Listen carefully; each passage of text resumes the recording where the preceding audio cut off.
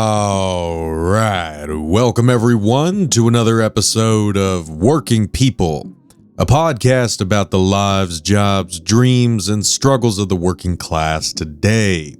Brought to you in partnership with In These Times magazine and the Real News Network, produced by Jules Taylor, and made possible by listeners and supporters like you. Working People is a proud member of the Labor Radio Podcast Network. If you're hungry for more worker and labor-focused shows like ours, follow the link in the show notes and go check out the other great shows in our network. And please support the work that we are doing here at Working People so we can keep growing and keep bringing you more important conversations. And you can support us by leaving us a positive review on Apple Podcasts. It's a really quick and easy way to support us, and it really helps new listeners find the show when they're searching through Apple Podcasts. So if you're looking for a way to help us, that's a really, really great way to do it. On top of that, you can share these episodes on your social media and share them with your coworkers, your friends, and family members. And of course, the single best thing that you can do to support our work is become a paid monthly subscriber on Patreon for just $5 a month. And if you subscribe for $10 a month, you'll also get a print subscription to the amazing In These Times magazine delivered right to your mailbox every month. So head on over to patreon.com/workingpeople. That's patreon.com/workingpeople. Hit the subscribe button and you will immediately get access to all of the awesome bonus episodes that we've recorded and published for our amazing subscribers. My name is Maximilian Alvarez, and you know what? I'm going to go easy on the introduction today. And we're going to get right into the good stuff. For our super special 200th regular season episode last week, we dropped a 3-hour whale of a conversation on you guys. And, you know, if you haven't had a chance to listen to the full episode yet, I would highly recommend that you do so, because it was truly an incredible conversation that I got to have with longtime activist, artist, and registered nurse Susan Semensky-Beatala. And we've already had folks writing in to tell us that it's one of their favorite episodes that we've ever done. And, you know, after 5 seasons of incredible conversations with workers, that's saying something. But again, to help balance things out this week, I'm going to keep this intro short and sweet, and we're going to press on to another killer conversation that we've got for y'all today. So we're jumping back into our special series of conversations with teachers, organizers, scholars, and activists in Wisconsin that I recorded this past summer as part of a special collaboration between the Real News Network and In These Times magazine for the Wisconsin Idea, a limited independent reporting project created by People's Action Institute, Citizen Action of Wisconsin, and In These Times. And, you know, just to remind everyone, you know, just over 10 years ago, the landscape for workers' rights and organized labor in the state of Wisconsin changed dramatically with the passage of Act 10 under Republican Governor Scott Walker in 2011. Now, Act 10 was a hammer blow to the labor movement that essentially stripped collective bargaining rights from public sector workers, made it much more difficult for workers to organize, and forced unions to take massive concessions to things like healthcare, retirement benefits, and much, much more. Soon after, in 2015, Walker signed legislation that turned Wisconsin into a quote-unquote right-to-work state, issuing, you know, yet another blow to unions in a state that was once heralded as a bellwether of the labor movement. But, you know, all hope is not lost. In the wake of this coordinated assault on workers and unions, many are using the tools available to them to build up their communities and rebuild working class power in Wisconsin.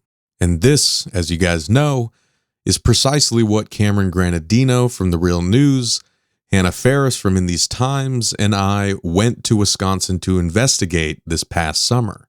In the last few installments of this special series, from my conversations with Susan Szymanski-Biedola and Al Levy, to my conversations with John Shelton and Harvey J. Kay, and Amanda and Jeff Frankel, we've gotten different perspectives on the earthquake that was Act 10 and on the Wisconsin uprising.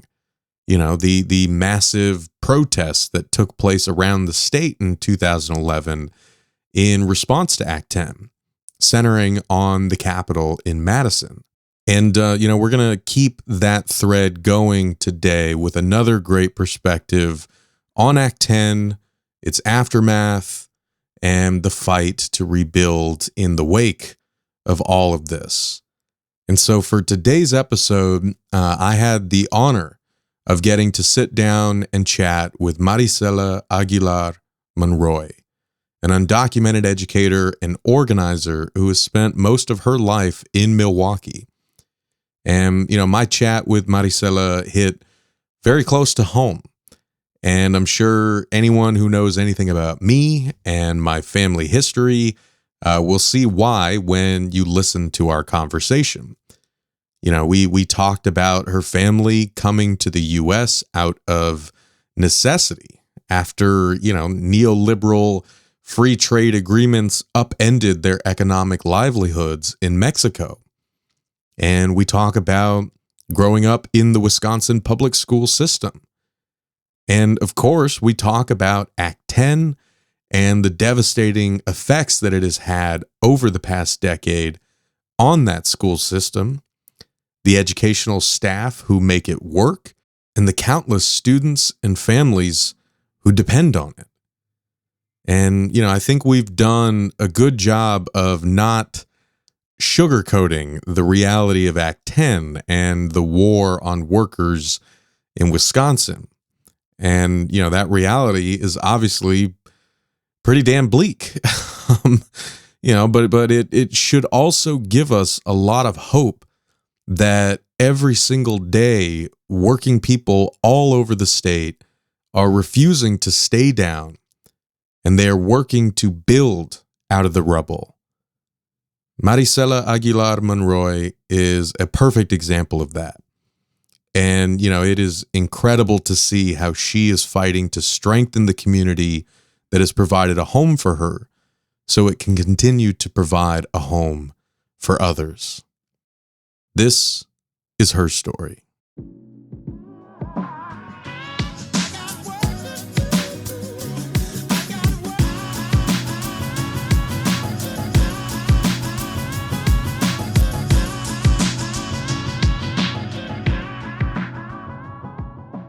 Hello, everyone. My name is Maricela Aguilar Monroy. I am a teacher from Milwaukee Public Schools here in Milwaukee. I teach high school. I'm a not a long time member. I was going to say a long time member. I've been living in Milwaukee for a very long time. I moved here when I was 3. I've grown up here all of my life, and I am part of an undocumented mixed status family. Wonderful. Well, thank you so much for taking time to do this. Really excited to get to talk to you about your work and, about a lot of the other things that, we are kind of investigating here in Wisconsin and, what working people like yourself are going through, especially educators in the wake of, game-changing legislation like Act 10 that really reshaped the landscape for educators and public sector workers around the state. Then soon after that, Wisconsin became a right-to-work state. So there's a lot here, right? And, I think that folks who are watching this have probably heard about these things, but they haven't really taken time to sit down and talk about, what it looks like for workers like yourself, for people living here, and how it shapes your life and your work. So I want to talk to you about that, but honestly, I wanted to get to know a little more about you first, and kind of how you came to be a teacher. So you said you moved to Milwaukee when you were 3? Yes, I did. So I was born in Mexico. My parents decided to move to the United States when I was really young. So this is obviously like in the wake of NAFTA. And so we lived in rural Mexico. I know there's like folks that I think are like, oh, Mexico's nice and their cities. That's not where I grew up or where I was born. It was kind of like in the mountains in the middle of nowhere, very agrarian, old school setup. And so there were obviously not a lot of opportunities there for my sister and I. So much so that we literally only had like one classroom school there for all of the kids. There was no middle school. You kind of had to travel about an hour and a half by car to get to the middle school. So, I mean, there was just no opportunity for us there. And so my parents decided to come to the United States. A lot of people always talk about, well, why didn't you do it the legal way? We did. We tried really, really hard. We applied for visas. We tried all of the legal avenues and were denied every step of the way. I think a lot of people miss the fact that there are no legal pathways for poor people to come into this country.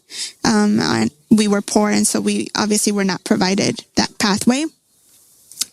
Still had no opportunity, so we still had to find a way to make a life. And so they decided to come into the country illegally. So that's how we entered. It was about 95. So my sister and I were both young.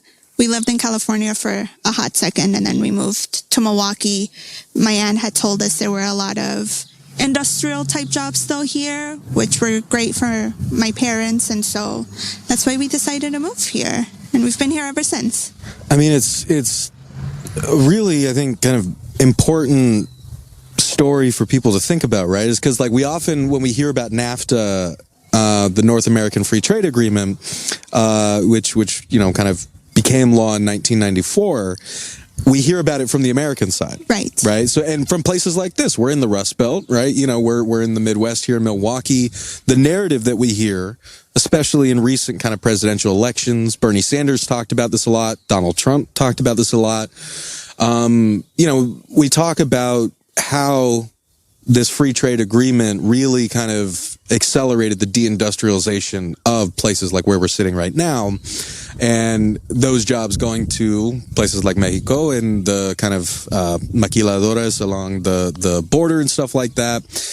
But we often don't hear about what it looks like on the other side, right? I guess could you talk a little bit about what NAFTA meant for you and your family so much that this was the kind of only viable option to make a life for you guys? So like I said, we were agrarian, but think about the tools and the systems set up in Mexico, which were pretty much it's hand labor. So both of my families, paternal and maternal, were growing food by hand. And so to compete, once you open those trade borders, to compete with the agribusiness of the United States becomes impossible. Stuff that they were able to sell at the markets at a reasonable price and still be able to live lost pretty much all of its value because the markets were being flooded with cheap produce from the United States because it was just so much easier to make here, and so its value was a bit lower. I remember a lot in my econ class where they talked about free trade and what that does, and they're like, well, there's some winners and losers, but in the end the pie gets bigger, and there was never any like discussion about like who got access to this much bigger pie. Right. And it was not us, and it was not the people of Milwaukee who lost those industrialized jobs. It was the rich. They just got richer, and the rest of us just had to fight each other for crumbs and like figure out a way to live. And so, I couldn't make the connections when I took my econ classes, but now I make those connections, right? It's like, okay, we have a bigger pie, but we did not get absolutely any access to it. It went to other people. Yeah, that's the fine print, right? The pie gets bigger. Our access to it does not. Like who got the pie? Yeah, I think that's really perfectly put. And so when you on your way to Milwaukee, then you said you stopped off in California. That's where I'm from. Then y'all came here. You made a life because you said it was your tia who said that there were industrial jobs still here? Yeah. So we lived with my tia first when we stopped by in California. I think it was right around Pete Wilson era. And so it was really difficult to live there. Right now you think of California and like, dang, I should have stayed. But it was really hard. During that time, my dad was being stopped constantly and being able to get his car out of the pound lot. And so it was just too expensive for us at the time. My tia made the suggestion. She had some relatives, I think it was her in-laws that were living here already. And they were like, there's a lot of factory jobs, lots of stuff available. And so we kind of packed up our stuff and moved over here. Yeah. Pretty big change. Pretty big change, yeah, especially in the winter. Yeah, we moved in November too. It was horrific. I want to go back. Yeah, we immediately got off the plane. We were like, oh God. Yeah. That's how I felt when I first came to Chicago. After living in Southern California my whole life, I was like, fuck this. I want to go back. Yeah, Milwaukee's awesome though. I think it's built a really close-knit Latino neighborhood. I think a lot of people appreciated. My neighbor's cousin recently moved over because he was in another town here in Wisconsin, and then he came to visit, and he saw all of the stores that we have and the artwork and the music, and he, out of nowhere, just decided to move here. That's great. I mean, hell, I'm sold. Like I was telling you before we started recording, I was like, there's a lot of really beautiful parts here. Yeah, I think the Latino people of Milwaukee have really built this awesome community and this awesome home for us and our culture. Hell yeah.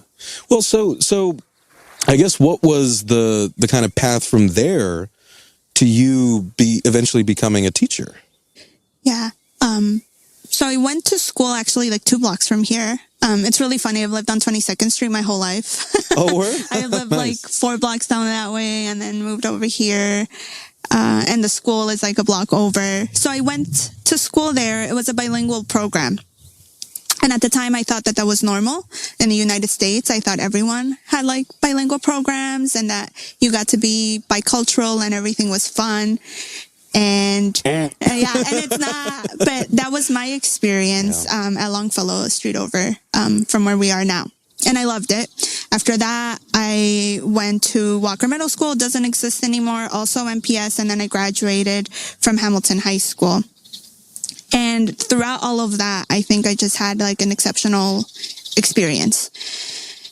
So much so that I got to get a full ride to Marquette University, and I started to get involved in politics. I'm undocumented, and so kind of that was my pathway into organizing, activism, and politics. Obviously, especially when I was graduating, I was kind of like, oh gosh, how do I figure this out? Or what am I supposed to do here? Right. And magically things worked out for me because it's all luck. Like when it comes to that, it really is a lot of luck, and it shouldn't be like that. Higher education should be something that you do your work and you should be able to afford it and do all of those things. Right. It's not like that. I was lucky and I made it, but I still wanted to kind of work towards helping other undocumented students get that opportunity that I was being given. And that was my start working with Voces de la Frontera here in Milwaukee. So we did a lot of organizing around in-state tuition for undocumented students here in Wisconsin. And then also for the DREAM Act is around 2010. So that's kind of where my activism and organizing started. And so I did that for a really long time. Obviously, you know, organizers get a little burnt out and you feel like it's not going much anywhere sometimes. So I was like, I think if I'm like in the classroom and if I have like a crew of students that have to listen to me, you know, it'll feel like I'm making a little bit more of a change. And so that was a little bit of the reasoning that I went into teaching. But I love working with young people. It's like working with the future. Yeah, I mean, quite literally, yeah. Right? And not only, you know, you as an educator really, kind of shaping the future of this country, but for it to be at the school that you went to in this neighborhood where you're also helping, you know, students who come from similar backgrounds, you're helping kind of provide that bilingual, multicultural kind of education. I mean, it's really incredible. Yeah, and so I mentioned, like, I thought everyone had bilingual, bicultural education, and it wasn't until I got a little bit older where I was like, oh gosh, like, people don't have this around the country, and we have something really special here in Milwaukee. We have, I would say, one of the premier bilingual programs in the country. And so to be able to be a part of that and to help grow that and to solidify that within our city and our culture, I think that's really awesome. important. Well, I mean, because, obviously, as we were talking about before this, like, don't get us wrong, Milwaukee, like the rest of America, has a lot of problems, right? Has a lot of, especially deep set kind of racial and ethnic divisions. I mean, it's one of, if not the most segregated cities in the country.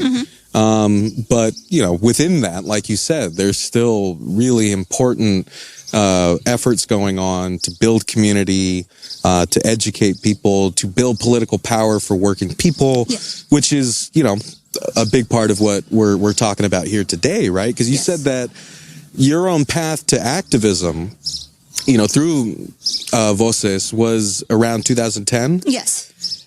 So then next year was the Wisconsin Uprising.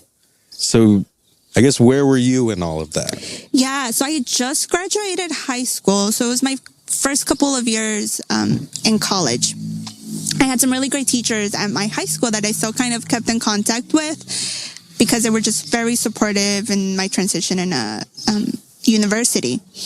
And so I remember kind of starting seeing on the news these things and seeing teachers whom I really appreciated being really involved in, like, this can happen. And I really wasn't well versed in the bill or the, like, actual legislative impact it would have. But I could see the teachers whom I admired and who were really helpful in my own development bring this up as a really serious issue. So just off of that, I was like, okay, I'm in. Like, what do we need to do? And especially Voces, not only being an immigrant rights organization, but also being a labor rights organization, was very involved in supporting that effort. And so it was kind of coming from both angles in terms of, like, reasons why we needed to be active in that struggle. I remember one teacher in particular. Now we see each other at, like, our building representative meetings, which is very cool. But he would, like, give me updates like, oh, I think tomorrow there's going to be a lot of teachers who are going to Madison and we need people to help with the buses. And so I would be waiting at, like, 5 a.m. to get the text of whether or not we need, like, bus chaperones or bus captains. That was mostly what we did as student organizers for buses. We were the bus captains, just making sure everyone was on the bus when we got there and when we left, teaching people chants, keeping track of the younger high schoolers, making sure they weren't going anywhere. And so that was kind of my activism in terms of Act 10. After that, we helped a little bit with the recall, which was kind of traumatic. But it was a very, I think, important time in our political development, being able to see our teachers kind of stand up in that way, knowing that it wasn't just for them, that it was for the future Maricelas and the future Citalics and the future all of us who needed the best educational services possible. Let's talk about that a little more because, like, I'll be honest, like, I mentioned to you that my dad Jesus, came over from Tijuana with his family when he was young, but he grew up conservative. He raised us conservative. My mom and my dad raised us conservative. And, I was also raised in Orange County, California, which is like the heart of the Reagan Revolution. Yeah, I was like, whoa. So I grew up consumed by all of this anti-union culture. And I remember at one point when teachers at my high school were, I think, in bargaining, there was a dispute that I knew nothing about. And suddenly all of that anti-union stuff just kind of kicked in for me. All I heard was like, well, these teachers, their responsibility is to their students. So if they're not going to work, they're hurting the students. It's mostly women in this profession, so there's also a lot of kind of gender politics kind of playing out in that way. Like, oh, like the care that you put into this, your natural calling to care for students, like that should be compensation enough, right? There are always these weird ways that educators get kind of told not to. They get classified as non-workers in a lot of ways. And, you know, I think that when everything in Wisconsin was happening 10 years ago, even me watching it from afar, it was a really important kind of political education for myself to see what you were talking about, to be like, okay, why are all these teachers and why are all these public sector workers and all these people supporting them, why are they out there? Why is the biggest, like, mass protest in Wisconsin's history happening on my TV screen right now? What am I not getting about this? So I guess I wanted to ask you, just like, if you could talk a little more about that experience of like learning what Act 10 meant through the people that you knew who were involved with it. I think the simplest way that I've ever heard this explained to me is that teachers' working conditions or teachers' working conditions or students' learning conditions. So the better the working conditions for a teacher, it's the better like learning conditions for all of their students. And that's just simple. And even now that I'm a teacher, I can tell you, like, I wish I had more time. I work really hard. I love all my students. I care for them deeply. Patience is not a given trait for everyone. It's a really active trait that you work on constantly, that bears a fairly heavy burden on you personally. Lesson planning, good lesson planning takes a lot of time. I wish I had 1-2 more hours of lesson planning so that I can provide the best lessons for my students. And so those are the things that teachers need to educate our students to the best of their abilities. I can be quite honest, I'm not teaching students to the best of my abilities. If I had more time, I would.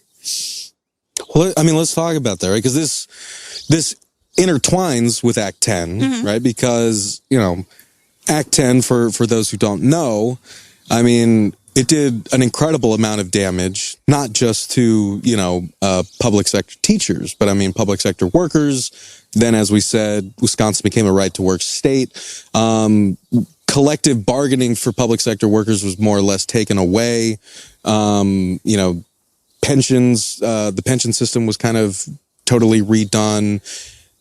Workers took big hits here in the past 10 years, and that has obviously impacted the ways that people are able to do their jobs, not just like the ways that workers are able to organize in unions to defend themselves, to demand what they need, which a lot of unions are still having trouble doing. Union density in Wisconsin went down significantly over the past 10 years. More just trying to give some background context for people watching, but I wanted to kind of bring that to eye level and ask you a little more about that, like both in terms of how Act 10 has shaped your working life as a teacher, but also just, you know, the life of a teacher in America in general, being as overworked, not having the time that you need. Could you just, for people who are watching who don't know what that's like, could you, I guess, flesh that out a little more? Yeah, I think my understanding, so Act 10, we couldn't bargain on anything other than wages after that. And so that's time, that's all of extracurriculars, that's extra pay. It's just a lot of stuff that we don't get to bargain on anymore. And so what that looks like is we just keep losing little bits over and over and over. And I'm going to go through what it's actually like on a daily. So you're supposed to teach 3 classes a day if you're a high school teacher, right? Sometimes it could be the same class. Sometimes it's 2 different subjects. That means you have to prepare an entire presentation for your students, practice it, have activities for them, set up any sort of breakouts in a way that your classroom management isn't going to fall apart. Do all of that, implement all of that, and then grade everything. And you got about an hour sometimes to do that for perhaps 1 or 2 classes. So we're talking every day of the week. Right. And so I take work home every day. I cry about it, but I take it home because, you know, it's the best that I can do for my students. I teach English, so it's a lot of essays, it's a lot of writing. Students need like constant feedback. So all of that time, it was taken from us. And this is from talking to colleagues. I still have a pretty good scenario in my life. elementary school teachers who have to teach all subject areas for kids all over the place in terms of their levels, in terms of special education, in terms of the scaffolding and help that they need. Like, when elementary teachers talk to me, I'm just like, like, how are you still standing? Right. And my neighbor, she used to be a teacher, an elementary school teacher, and like she just couldn't do it anymore because the asks that are made of teachers are insane. And, and we're just supposed to do it out of the kindness of our heart. Right. And that's just not fair. Like, pay me. Yeah. Pay me for the kindness of my heart. Yeah. I mean, it really is like, you see this in a number of professions, right? I think it happens the worst to teachers, but I think also of like hospital workers, right? It's like the care work that's involved where, it's kind of classified as this sort of noble profession where, as you said, you are shaping the future of the country, the future generations, and you take pride in that. That doesn't mean that you should be paid any less for it, right? In fact, that means that we should be investing more in it, but it puts all the responsibility on you to kind of like tell yourself, well, even if I'm not getting paid enough, even if my benefits have gone to shit, even if I'm getting more and more work piled onto me that I'm taking home, and I'm having less and less time to lesson plan, the mission is enough to keep me going, right? Yeah, it's pretty insane. And then whenever you kind of stand up and say like, no, then it kind of like gets flipped on you. It's like, well, why are you not being the best teacher you can be? There's so many discussions about achievement gaps. I think that's like a hip word right now in education. Let's close the achievement gap. You know how we could close the achievement gap? Giving teachers more time. That would be one of the biggest improvements to closing the achievement gap. Because when we're talking about achievement gaps, we're talking about having a class where you have students at so many different levels, especially in the bilingual program, right? We have a lot of newcomers who still are not fluent in English. We have a lot of bilingual students who require different levels of attention. And so giving teachers more time to differentiate and build kind of the supports that those students need in every lesson, right? Because it's not like it's one thing and then it works for the whole year. In every lesson, you have to build those in for them. That's how you close the achievement gap. It's not like rocket science. Right.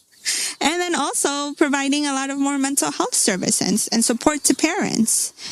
It's just all of these things that if you ask any teacher, it seems they'll give you their top three, and it's always the same top three, but we never get any of that. Right. Well, like, and I guess what are the powers that be, whether you're talking to people in the district or you're trying to appeal to legislators?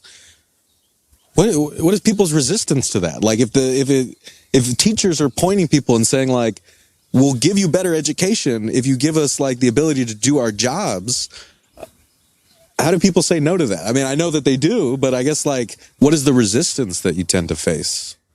All right. I'm not sure. I think, and this, maybe we could edit this out because it's just like freeballing it. But like, I think in capitalism, people are obsessed with work. Like, you have to work, and you have to show me that you're working, and you have to be tired all the time. I don't know why. It's like, why can't people do things to the best of their ability at leisure? Well, I think that this is, it's something that I think about a lot, and I'm sure a lot of us do. Whatever we do as a profession, right, is just like, I can't remember the last time I did anything where I felt like I had all the time I needed on this. I did it to the standard I wanted to. I think I was a kid the last time that happened. It just feels like part of being an adult in such a work-obsessed, puritanical, capitalist kind of et cetera, excited society is just learning to live with the fact that, yeah, you will never kind of be able to do your best because the conditions that you're working under kind of prevent you from doing that. And then when people kind of complain that, the work is substandard, right? Or that the teachers are burning out or what have you. It's just like, yeah, give us more time and support to do our jobs the right way. This is something that I feel like everyone in every industry has experienced in some way, shape, or fashion. Right. I think if they were to agree to it, it would perhaps start showing kind of the tensions there, that people can have more time and they can do their job well in a relaxed way. Like, I don't have to go to school stressed every day. I don't have to. It actually makes me less efficient throughout the day. But to be more stressed? Yeah. The more stressed you are, the less patience you have with the students. And so the more chill you are, the more patience you have, the kinder you can be, and the better you can support students. But again, it's a systemic failure. Like, I think working people are meant to be like stressed and mentally abused under capitalism. I mean, all evidence supports that. Right. And they have to in order to show that it's like working or efficient. And once you start, they can't say no. No, they can't. I mean, like, and, you know, I wanted to kind of, because I don't want to keep you too long. I know that you actually have to go work soon. I wanted to ask, like, you know, understanding kind of all the barriers that have been put in place, all of the uphill battles that working people in general have to face, but also educators in Wisconsin like yourself have to face after Act 10, you know, which kind of became law 10 years ago. I wanted to kind of round out by focusing on, you know, how folks like you are, you know, rebuilding, right? You know, where you see signs of hope amongst your coworkers, amongst your students, in your community, right? I mean, there's a lot of failure to be kind of that we need to think about and discuss in the wake of Act 10, but there's also a lot of fight left in working people here. And I wanted to kind of focus on that to round things out. Yeah, I think right to work legislation sometimes really does diminish certain public sector unions. And I think our teachers union was not the case. And so I'm super happy about that. We actually still have really high membership rate. And we've developed programs and structures that allow our members to it's not like a service union where you just call and get your things figured out and that's it. Like, no, you also like put in work in your own building. And it's an expectation we have of our membership, you know, per ability and per your own personal life. But I think it is generally kind of an expectation in our union that you also have to like put work in. And we have a lot of really great organizers in our ranks. We've brought in a lot of great organizers, you know, similar paths like mine who were community organizers before transition into education and now have some really great community organizing skills on like multiple fronts, not just immigration. It could have been in other sectors. And so we have a really strong union with a really strong emphasis on organizing your building and your own community. And so I think that has made us really strong. We've had a lot of wins recently. So we've had our paraprofessionals and CHAs finally are up to 15.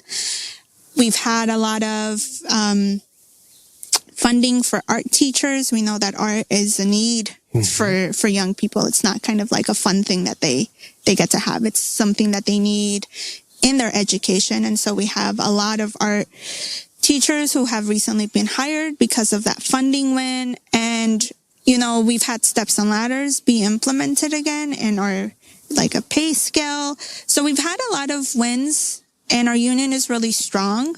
And, you know, I wake up and that's like my big fuck you to Scott Walker. It's just like, you thought, bitch. So, you thought. Yeah, right. And it's like, here we are, one of the strongest. He still talks mad shit about the MTA. But I think it's great to wake up every day and be part of the union Scott Walker couldn't kill. Scott Walker could not kill. Yeah, no, I mean, hell yeah. So like, I mean, and for, I guess, like, folks outside of Milwaukee in the state, I mean, like, are there parts about the way that the union's set up or kind of parts of this sort of strategy, the building by building strategy that you think like have have provided a more kind of durable way to kind of protect yourselves against the kind of implementations of Act 10, like the fact that unions have to recertify themselves every goddamn year, you know, just to stay in existence, and that they have to do so with a majority of membership, not just a majority of the voters. Like, are there parts about, you know, the MTEA that I guess folks in other unions can learn from or build from? I think we have a great communication structure and a great representation structure where the building representatives in each building are very much expected and tasked with communicating with their building and their membership. And I think that's done really well. And so that really strong communication structure allows for information, but then also for organizing. And I'm not a building representative this year, but I was last year, and everyone kind of gets into the rhythm of it. It's like recertification, and I got about 90% of my building to recertify in one day. So everyone's kind of got the motions down. And again, I think that structure that was, I don't know when it was set, but that communication and organizing structure that was set is rather efficient for us now. I think our union also does a good job at bringing those representatives together, either for required training or for relationship building, and that just makes us stronger. But yeah, I think that was pretty cool. We got recertified within a few days. Again, yeah, big fuck you to Scott big Walker. fuck you to Scott Walker.